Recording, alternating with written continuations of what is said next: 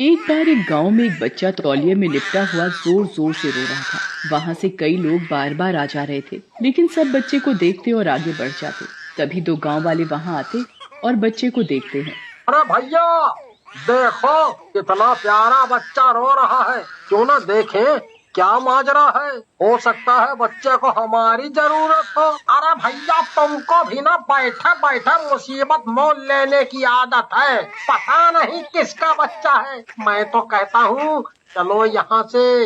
कहीं पुलिस का मामला निकला तो मारेंगे बहुत पुलिस वाले। सही कह रहे हो भैया, खिसकी लेते हैं। वैसे भी पुलिस की मार से बहुत डर लगता है। इस तरह कई लोग आते हैं, लेकिन उस बच्चे को देखकर वहां से चले जाते हैं।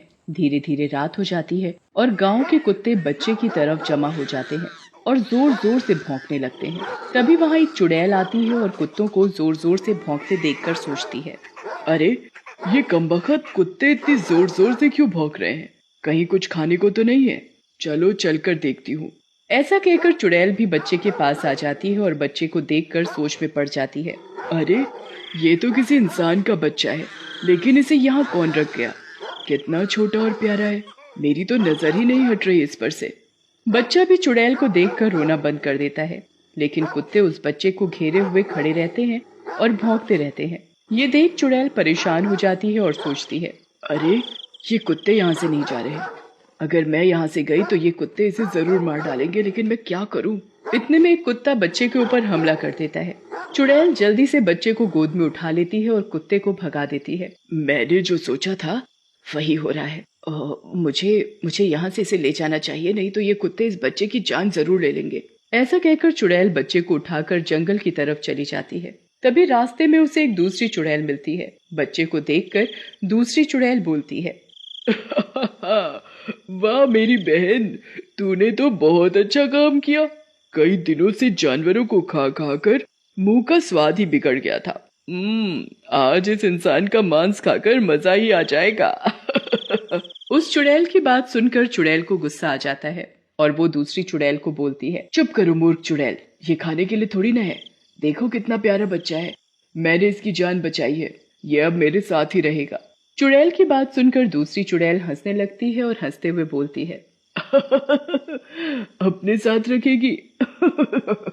भला चुड़ैल और इंसान कभी साथ रह पाए हैं एक साथ? मैं तो कहती हूँ खा लेते हैं इसे, कम से कम भूख मिटाने के काम तो आएगा। दूसरी चुड़ैल को यूं हंसते देख चुड़ैल को गुस्सा आ जाता है, लेकिन वो कुछ नहीं कहती और वहां से चली जाती है। अरे चुड़ैल हूँ तो क्या हुआ, मेरे सीने में भी दिल है, ऐसे थोड़ी ना मार दूंगी बच्चे को। इसके माँ बाप ने छोड़ दिया तो क्या हुआ, मैं नहीं छोड़ सकती इतने छोटे और प्यारे बच्चे को।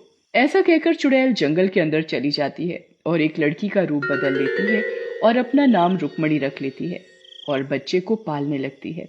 धीरे धीरे बच्चा बड़ा होने लगता है। चुड़ैल बच्चे का नाम बिट्टू रख देती है। साल बीतते जाते हैं और बिट्टू बड़ा हो जाता है और एक दिन रुक्मणी के पास आता है और बोलता है, दीदी, हम यहाँ अकेले क्यों रहते हैं, वो भी इतने घने जंगल में। मुझे तो आप स्कूल भी भेजती हो, लेकिन खुद कभी गांव क्यों नहीं चलती? और हमारे माँ बाप कहाँ हैं? अरे बिट्टू, तू भी ना कैसे प्रश्न पूछता है। अरे अकेले कहाँ है तू, मैं हूं ना तेरी दीदी साथ में। और रही माँ पिताजी की बात, वो तो तेरे जन्म लेने के साथ ही मर गए थे। चलो अब तुम जाकर खेलो और फालतू की बातों में दिमाग मत लगाओ। ऐसा कहकर रुक्मणी वहां से चली जाती है। कुछ दिनों बाद भाई दूज का त्योहार आता है। बिट्टू भी त्योहार आने की वजह से बहुत खुश होता है। एक दिन वो रुक्मणी से बोलता है, दीदी, कुछ ही दिनों में भाई दूज का त्योहार आ रहा है। मजा आएगा, खूब मिठाइयाँ खाएंगे हम। आप ही मुझे तिलक लगाना।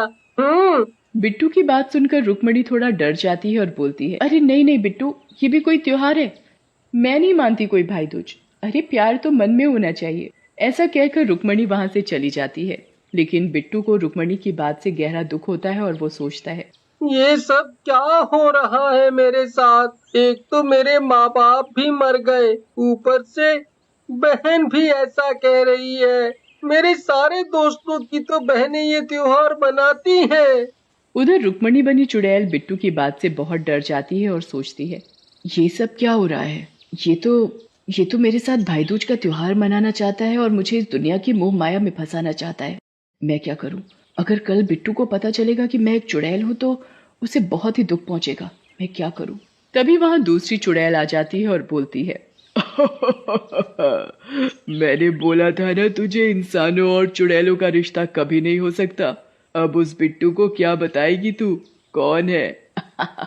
मैं तो अभी भी कह रही हूँ, मार दे उसे और अपनी भूख मिटा। देख, चुड़ैल होकर भी तूने कई दिनों से इंसानी मांस नहीं खाया। चुड़ैल को ये सब सुनकर गुस्सा आ जाता है और वो दूसरी चुड़ैल को गुस्से में बोलती है, भाग जा यहाँ से दुष्ट, मुझे मत सिखा मुझे क्या करना है। वो मेरे बच्चे जैसा है और उसकी सारी खुशियों का ख्याल मैं रखूंगी। चुड़ैल को यूं गुस्से में देख दूसरी चुड़ैल वहां से चली जाती है। धीरे धीरे भाई दूज के त्योहार का दिन भी आ जाता है। बिट्टू तैयार होकर रुक्मणी को घर में देखता है, लेकिन उसे रुक्मणी कहीं नहीं दिखती।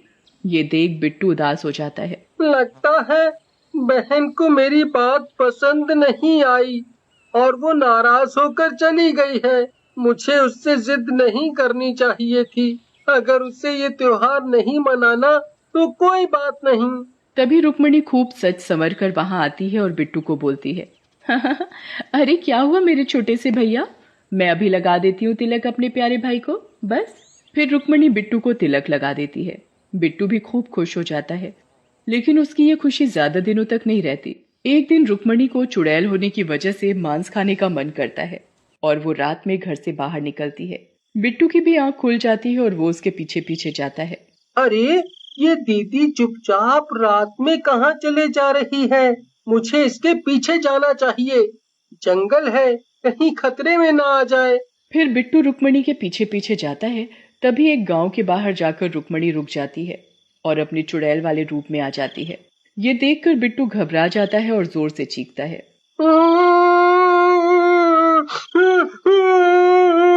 अरे मर गया रे, दीदी तो चुड़ैल निकली, बचाओ रे, ये मार डालेगी मुझे, बचाओ। बिट्टू को यूं रोते हुए देखकर चुड़ैल उसके पास आती है और बोलती है, मत रो मेरे भाई, मैं तेरी रुक्मणी बहन ही हूँ, ऐसे मत डर मुझसे। नहीं नहीं नहीं, तुम मेरी बहन कैसे हो सकती हो? तुम तो चुड़ैल हो, दूर रहो मुझसे। उन दोनों का शोर सुनकर गांव वाले भी वहां आ जाते हैं। तभी एक गांव वाला बोलता है, अरे ये तो चुड़ैल है, इस बच्चे को मारने आ रही थी। अच्छा हुआ हमने देख लिया, नहीं तो बेचारे को मार डालती। नहीं, ये मेरा भाई है, भला मैं इसे क्यों मारूंगी, मैं जा रही हूँ अपने भाई के साथ, हमें जाने दो। तभी दूसरा गांव वाला हंसने लगता है और बोलता है, देखो देखो भाइयों, अब चुड़ैलों के भी भाई होने लगे। अरे मैं तो कहता हूँ मारो इस चुड़ैल को, इससे पहले ये किसी को नुकसान पहुँचाए। गांव वाले की बात सुनकर बाकी के गांव वाले भी लाठी लेकर आगे बढ़ते हैं और उसे मारने लगते हैं। चुड़ैल दर्द के मारे चिल्लाने लगती है। गांव वालों को यूं गुस्से में देख बिट्टू घबरा जाता है और दूर खड़ा हो जाता है। आह, छोड़ दो मुझे, जाने दो, ये बिट्टू सच में मेरा भाई है, छोड़ दो मुझे। तभी वहां दूसरी चुड़ैल आ जाती है और गांव वालों को गुस्से में बोलती है, दूर रहो इस बेचारी से, ये चाहे तो तुम सब गांव वालों को एक बार में मार सकती है, लेकिन इस बच्चे बिट्टू के कारण किसी को कुछ नहीं कह रही। जाओ भागो, भाग जाओ यहाँ से, नहीं तो इसके बदले मैं तुम सबको मार डालूंगी। चुड़ैल के बोलते ही सारे गांव वाले वहां से भाग जाते हैं। फिर दूसरी चुड़ैल के पास जाती है और बोलती है, मैंने तुझे कहा था ना कि इंसान के बच्चे को साथ में मत रख, ये इंसान किसी की दोस्ती के काबिल नहीं होते, लेकिन तू नहीं मानी। पहले दिन ही मार दिया होता इस बच्चे को जब कुत्ते से मारकर खा जाने वाले थे। अरे बहन मत बोलो कुछ और, वो मेरा भाई है, वो चाहे मुझे माने या ना माने। उस दिन जब कुत्ते उसे मार रहे थे तब मैंने उसे अपना छोटा भाई मानकर ही बचाया था। बिट्टू ये सब खड़ा खड़ा सुन रहा होता है। वो चुड़ैल के पास जाता है और गले लगकर रोने लगता है और बोलता है, आप चुड़ैल नहीं हो, मेरी रुक्मणी बहन हो, मुझे माफ कर दो। आप मुझे छोड़कर कहीं नहीं जाना, कहीं नहीं जाना। बिट्टू तू चिंता मत कर, मैं अब इस चुड़ैल के रूप में कभी भी नहीं आऊंगी, तेरी रुक्मणी बहन के रूप में रहूंगी। कभी किसी को पता नहीं चलेगा कि मैं एक चुड़ैल हूँ। अरे वाह, फिर तो मजा ही आ जाएगा।